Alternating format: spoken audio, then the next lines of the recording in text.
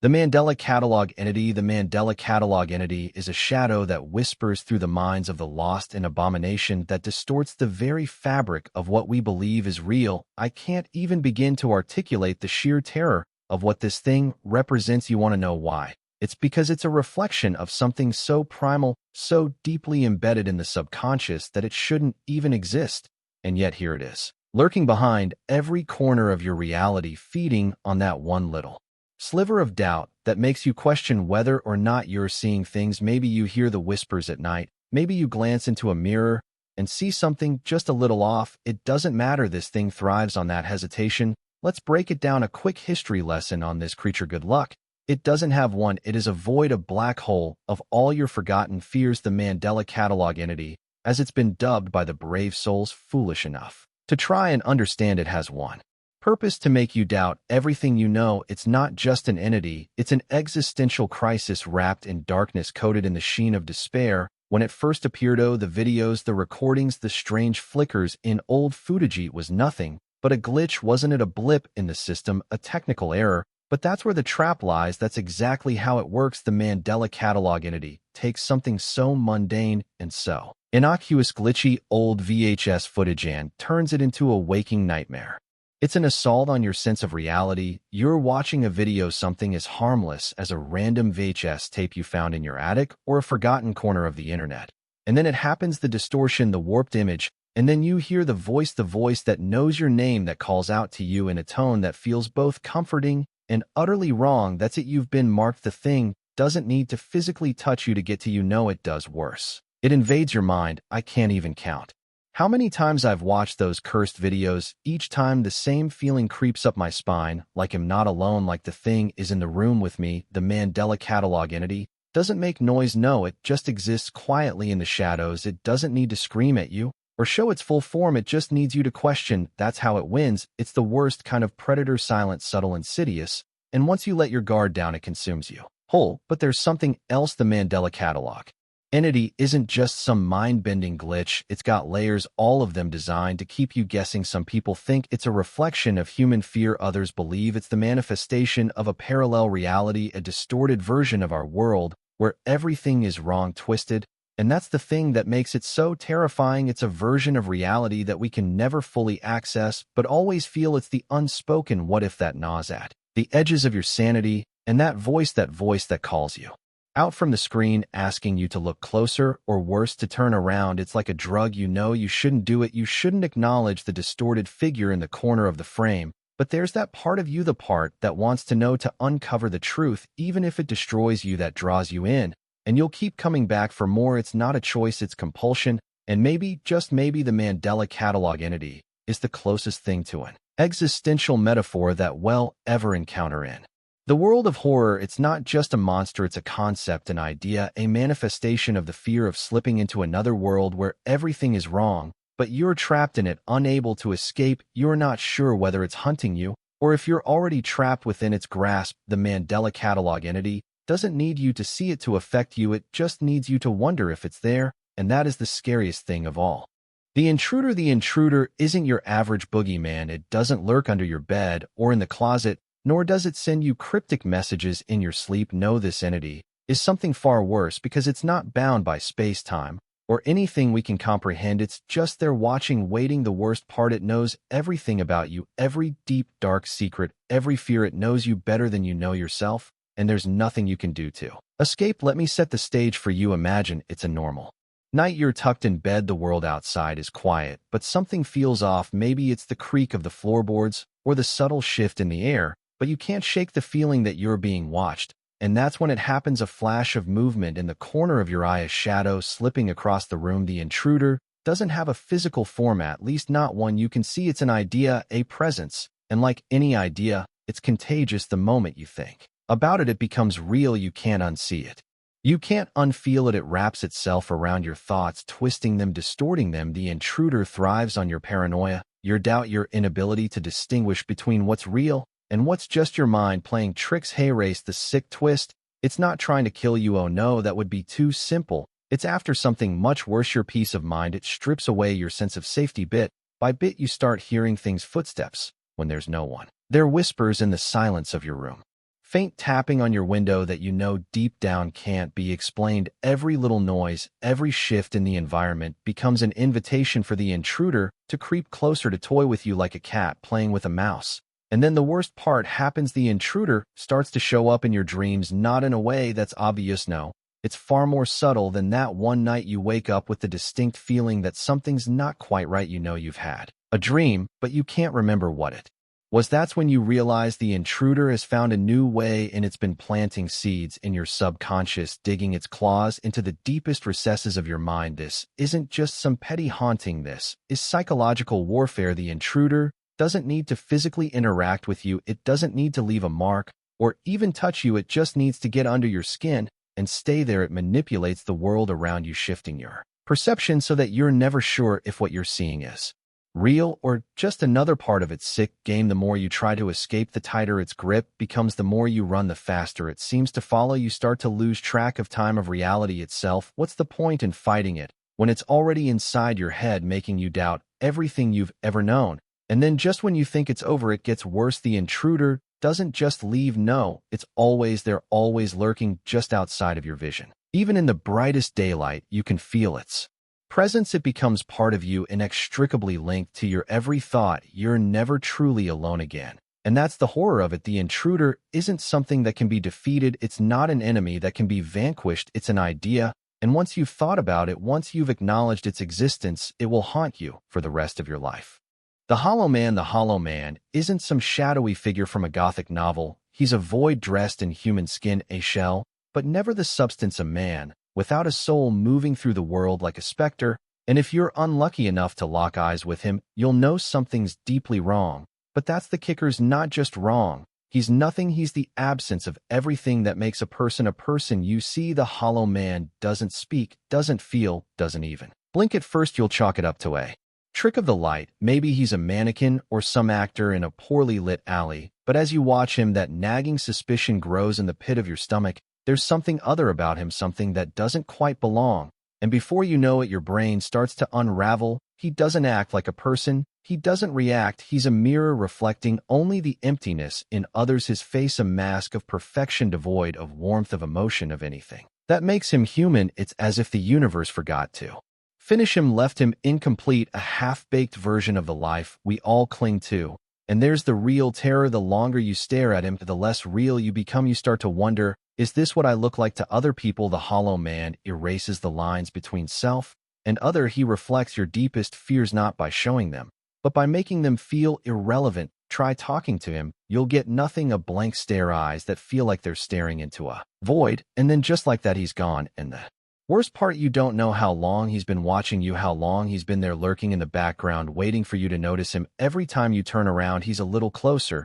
But when you look back, he's never quite there. But he always. As you try to ignore him, you try to tell yourself that it's all just in your head. But no, that's what he wants. The Hollow Man doesn't make you believe in him. He makes you doubt your own reality. He doesn't want to be seen. He wants to be questioned. And once you start questioning your own mind, you've lost. There's no going back. This thing is not an entity. It's a concept. It's the existential crisis in human form, the fear of becoming invisible, of fading into irrelevance, of becoming so completely empty that even your own reflection forgets you exist. The Hollow Man is not here to harm you. He's here to remind you that you might already be empty. He's here to tear at the very core of your identity until it's gone, until you're nothing more than a shape walking around, desperately trying to convince yourself that you matter. And maybe that's the real horror. The Hollow Man doesn't need to haunt your dreams. He just needs to haunt your thoughts. The silent ones are the real puppeteers, hiding in the corners of reality itself, pulling strings and setting the stage, but never speaking. They don't need to. You don't need to hear them to feel the weight of their presence. They've perfected the art of silence, not the silence of peace or calm. No, this is the silence of absolute control. They're the dead air before the storm, the coldness that creeps into your bones before anything happens. It's this chilling quiet that makes them so terrifying you won't even hear them coming. Do you know that feeling you get when you're walking down an empty street late at night and you suddenly feel watched? Not a glance, not a lingering gaze, but the oppressive sensation of attention. You can't see anyone, you don't hear anyone, but you know you're not alone. It's the worst kind of paranoia. isn't it the silent ones thrive on this? Their entire existence is built on not being noticed. They move through your life unseen, unnoticed, but always aware. They don't need to manipulate the world around you. No, that's too overt. Instead, they slowly chip away at your sense of certainty, feeding on the anxiety that grows when you sense something just out of view. You don't see them in your room, you don't hear them in the hallways. But trust me, they're the silent ones, have been around far longer than you, or I, shaping reality in ways that we can't even begin to comprehend. They are the architects of your fears, the designers of your nightmares. Every time you hear a rustle in the dark or the creak of a door you swear was shut, it's them. The silent ones don't just observe, they teach you to be paranoid, to question your every step, your every move. They're not here to hurt you, no, they're here to make you hurt yourself. They want you to doubt, to spiral, to unravel. And when you do, when your mind starts to crack, they feed. What's worse is that they don't need to invade your space, they don't need to touch you or even interact with you directly. They just need to plant the seed of doubt, the creeping sensation that you're being watched, and let it grow. It festers, it consumes. The longer you let it, the more it feeds on your fear, until one day you'll find yourself looking over your shoulder, constantly expecting someone to be there, and they'll never speak. That's their power. The silent ones know the impact of silence better than anyone. Silence holds more weight than any words ever could. A wordless presence is more terrifying than anything vocalized. It's the absence that makes them powerful, because once you start hearing the silence, really hearing it, you know that something is wrong, that something is there, but it isn't meant to be. And hey, race, the real kicker, you'll never know if you've crossed paths with one of them. The silent ones don't need to announce their existence. They exist in the spaces where you can't quite remember the details. The moment you forget that sound you heard, the whisper you didn't catch, the shadow that seemed to move, that's when they've won. They've planted the seed in your mind, and now they wait. The true horror of the silent ones is that you can never truly escape them. You'll hear their silence in the moments where you should feel safe, in your own home, in your bed, in the quiet hours of the night. And the longer you're aware of them, the louder that silence becomes. It's not a silence that can be ignored. It's the kind of silence that claws at your sanity until you can't tell if you're being hunted or if you're just losing your mind. The silent ones are everywhere. You can't run from them. You can't hide. You can only hope that you're not the next one they're watching. The dreadful echo. The dreadful echo isn't an entity, not really. It's more like a curse. It's the dissonant hum that lingers after something unspeakable happens, the uninvited sound that you can't shake off no matter how hard you try. Think of it like a record skipping a loop of trauma that reverberates through time and space. The dreadful echo doesn't come to you in a flash or a bang. No, it creeps in slowly, like the gnawing of rats in the walls. You won't even hear it at first, but once you do, once that echo invades your mind, it will never leave. It all begins innocently enough, a flicker in your memory, a whisper of a moment that didn't quite sit right. Maybe you misheard something, or maybe you saw something in the corner of your eye, but you can't quite place it. But that's exactly what the dreadful echo wants. It thrives on your inability to pinpoint what's wrong. It feeds on the gaps in your understanding, those cracks in the fabric of time where you can't quite remember what happened. That's where it hides. The dreadful echo is born from trauma, but not the kind you'd expect. It's not about scars, not about violence or obvious pain. No, it's the deep, unsettling moments that you can't quite put into words, the things that never quite made sense, the moments that felt wrong, but you couldn't articulate why. It's these moments left unresolved that the dreadful echo lives on. It's the sound of a door closing when no one's there, the feeling of a conversation that you swear you had, but can't remember. It's the jarring sensation that something's missing, something important, but it's too far out of reach for you to grasp. And the more you try to rationalize it, the more elusive it becomes. The dreadful echo distorts your perception of time, of reality. It warps your memories, turning them into a hall of mirrors where everything reflects back, but nothing is true. And when you finally confront it, you're left standing in front of a truth you didn't want to face. You'll never know what really happened, but there's a catch. You'll hear it again and again, like a distorted soundbite, like an audio glitch from some forgotten recording. It plays in the back of your mind, a tone, a phrase, a word that doesn't quite make sense, but it sticks with you. You'll hear it when you're trying to sleep, when you're zoning out at work, when you're in the middle of a conversation with someone else. It haunts you in the moments where your mind should be calm, where you should be at peace. The dreadful echo becomes a part of you, an intrusive thought that never leaves. It doesn't matter if you're in a crowded room or alone in the dark, the echo will always be with you. Its presence is everywhere, And hey race, the sickening part, it's you. It's a distortion of your own consciousness, of your own memories reflecting back at you. It's the pieces of your mind that you can't piece together, the parts of yourself that you've lost, and the parts that refuse to be forgotten. And the more you try to shake it off, the tighter its grip becomes. The dreadful echo doesn't speak, it doesn't need to. It has already left its mark on you. It is a reminder, an incessant hum that fills the space between thoughts, and nagging feeling that something's missing, something important, but you can't quite find it. You'll never get rid of it. It will always be there, lurking at the edges of your mind. And the worst part, you'll never know if it's real or if it's all in your head, because the dreadful echo doesn't care about the truth. It just cares about the feeling. The feeling that something's gone terribly wrong, that there's a memory that's been erased, a moment that's been lost to time. And once it takes hold, once it embeds itself in your mind, you'll never get rid of it. The echo will keep coming back every time you close your eyes, every time you question your reality, every time you feel like something's wrong. The echo never stops.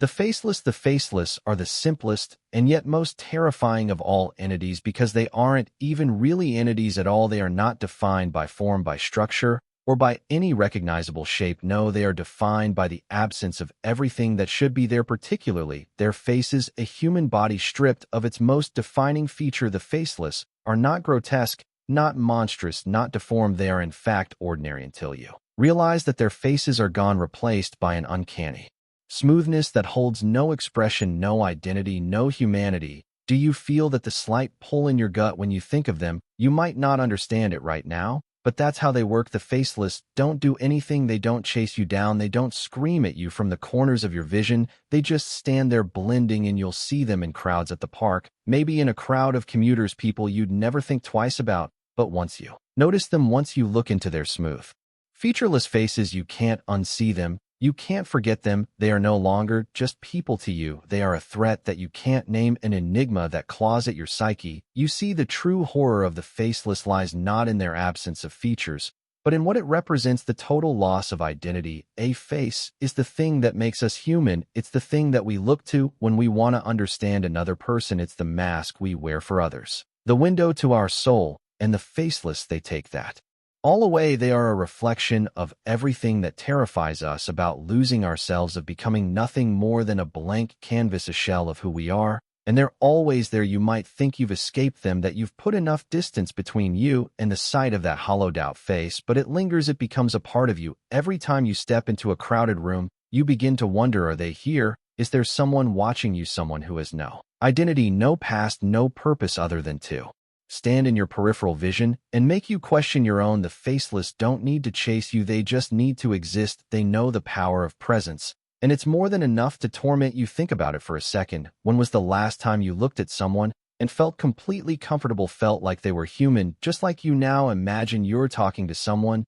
just a casual conversation. You're talking about the weather, the latest gossip, when suddenly, in the middle of their smile, you realize something is wrong. Their face doesn't move the way it should. It doesn't register the expression you're used to seeing, the lines, the features. Everything about them is smooth, like they're wearing some kind of mask, a mask you can't quite take off. That's the faceless. But what if you don't see them at first? What if the faceless are already among us, blending and hiding in plain sight? That's what makes them so horrifying. You don't need to know who they are. You don't need to identify them. The truth is, you'll never know who they really are, and that's the most terrifying thing of all, because the faceless are not isolated to some dark alley or forgotten corner of the world. They are all around you, always watching, always waiting for you to realize what they really are. The faceless don't have a goal. They don't want to hurt you. They don't want to kill you. They just want to make you feel the horror of their existence. Because once you realize what they are, once you understand that their presence means the loss of identity, you can never escape it. You'll see them everywhere. And soon you won't be able to look at anyone without feeling that same unease. The faceless will haunt your thoughts, your interactions, and every time you meet someone new, you'll wonder, are you one of them? And in the end, that's the real terror. The faceless don't have to chase you down. They just need to make you question the very people around you, the people who are supposed to be real. The Watchers aren't your typical ghost story fodder. They aren't spirits looking for revenge or vengeful creatures bent on tearing apart the living. No, the Watchers are something far more insidious. They are observers. They are the unseen force that lingers just beyond the limits of your perception, staring into your life with unblinking eyes that you can't escape, because you don't even know they're watching, not until it's too late. These Watchers They're not bound by the rules of time or space. They exist in the space between moments, in the fleeting second between breaths. They slip through cracks in reality, hiding in the blind spots of your life, watching your every move. Have you ever felt like someone was staring at you? You turn around, nothing's there. But that feeling doesn't go away. That's them, the watchers. They don't make noise, they don't make themselves known. But every time you're alone, every time you find yourself lost in thought, it's as if the world tightens like it's closing. And around you, the hair on the back of your neck stands up, and that nagging sensation creeps into your mind. Am I being watched?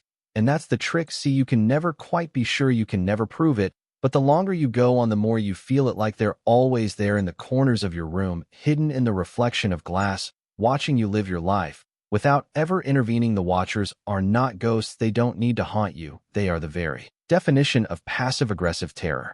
They are a surveillance system with no purpose other than to observe. Their motivation isn't to destroy you, but to make you question your reality. Because hey, race the thing, if you know you're being watched, does it make it any less real? Does it make it less terrifying? And the worst part is you can't escape them. You can't hide from the watchers, because unlike other horrors that only come when the lights are off or the night is dark, the watchers can see you in broad daylight in the midst of your most mundane tasks. It doesn't matter if you're surrounded by a crowd or if you're in the safety of your own home. If they're there, and you can never quite be sure if they're watching or if they're just waiting for you to notice. You can feel them when you're talking to someone, when you're engaging with the world. The silence in a room feels heavier. The gaze of others seems too sharp, too deliberate. It's subtle, but it's there, and the longer you live with it, the more distorted your perception becomes.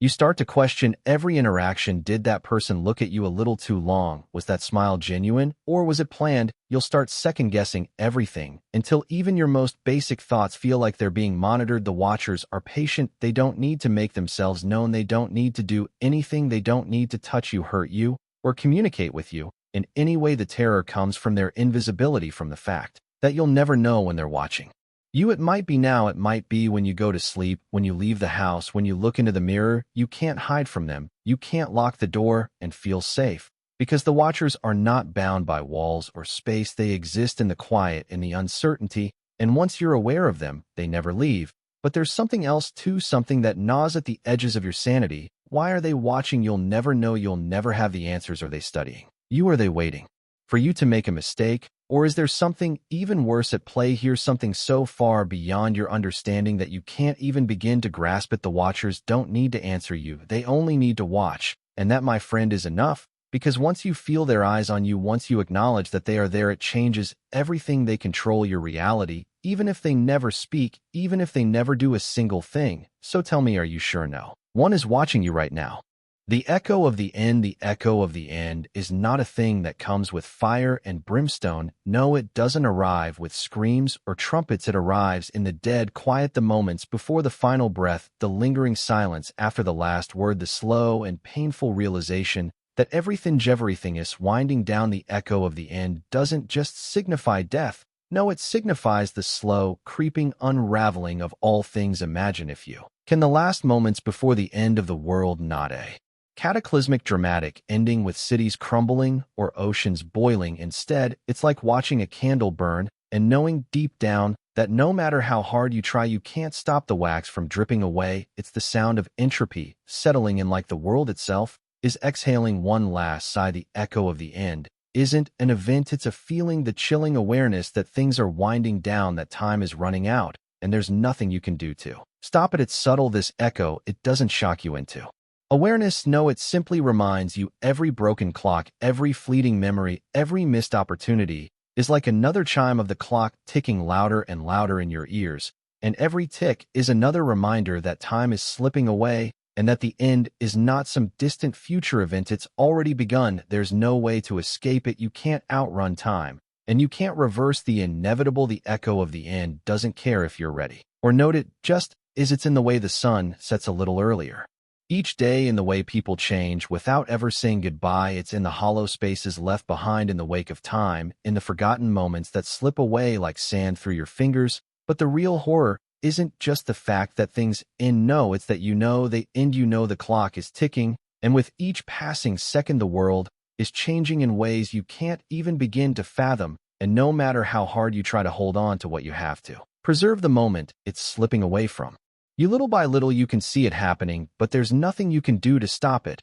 And that's the real terror of the echo of the end, the knowledge that nothing is permanent, that everything we hold dear, everything we cherish is just another temporary illusion. This is what haunts you in the quiet moments, the ones where you're not distracted by the noise of daily life, when you have no choice but to face the truth you are not in control. Time doesn't care about you. The universe doesn't care about you. You'll hear it eventually, that echo, that hollow sound of finality. It's there in the stillness, in the quiet spaces between breaths. Every time you look at something or someone, every time you try to hold on to a memory, you'll feel acknowledge that even this, even now, is slipping away. The echo of the end is the most terrifying because it doesn't end when you die. No, it stretches beyond that. It's the thing that lives on in the spaces where everything ends, where the echoes of the past persist like whispers just out of reach. It's in the way people forget things, the way they move on, the way history gets lost in the passage of time. Every forgotten detail, every faded photograph is another echo of the end. So you see, it's not about fear of death. It's the fear that what you are, what you have, will one day just be a whisper, a shadow of what once was. And there's nothing you can do to stop it. That is the true horror of the echo of the end. It's not the end itself. It's the realization that it's already here, right now, echoing through your life like a song you can never forget. Yendi.